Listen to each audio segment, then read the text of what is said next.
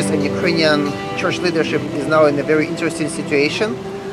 The old leadership models that were effective and used during the Soviet time were good, but now the context is different, and that generation couldn't really pass the same model and the same leadership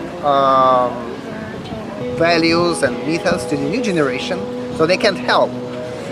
So there was a big need of training, because in some sense the new current leadership of churches today in Ukraine are in vacuum.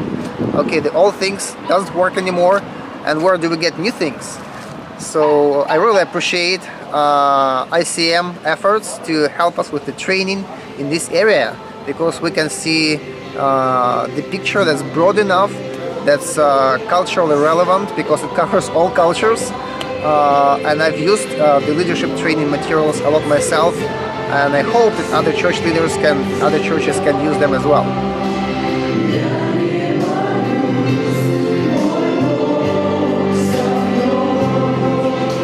We began a ministry called New Hope Center, and last 3 years we've been working with families in crisis, helping their kids and their relationships in the family, helping them to integrate into Ukrainian society better. Most of these families are locals, but they have some challenges. So our staff, New Hope Center staff, has been helping them, and the people liked it, and the kids liked it. And then the project was over, they asked if they could stay. So the only better thing that we could think of was asking them if they would join a Bible study group. And we've done that for about a year and a half. And as a result of this, people committed their lives to Jesus, got baptized, and we said, well, the only thing we can do next is to start a church. So now it's a new, fresh church plant with the core team of 10 people, and the people attending is about 20 adults and 20 kids, and it's all new and fresh, and we're very excited about it.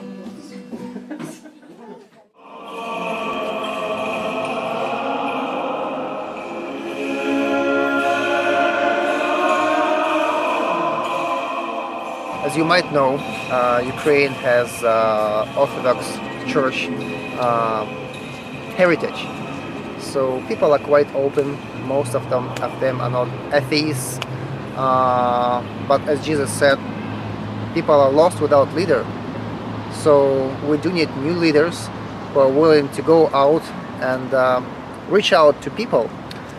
So looking into the future, it seems like this is the great time to invest and spend resources, financial, time-wise, personal energy into developing the church leaders of tomorrow. Tomorrow will come very quickly, in the blink of an eye. 10 years, 10 more years, 10 more years, and it's done. So I believe the efforts today should be really concentrated on developing the leaders who will lead the church in 10, 20 or 30 years, and that needs to be intentional. So I really like the approach that ICM is having, is intentional mentoring, intentional development of the church leaders. I feel that's what we need to do now, and I'm really happy and blessed to do that now myself with a team of other church pastors. Mentoring and trying to put in practice what I hear. Have people in our church that are eager to serve Christ, but there is a problem for them to apply their desire, and sometimes problems happen when they try to do it, especially when they are put to the leadership position, and they are not knowing what the difference, how to be a leader in church, and taking some models from the world.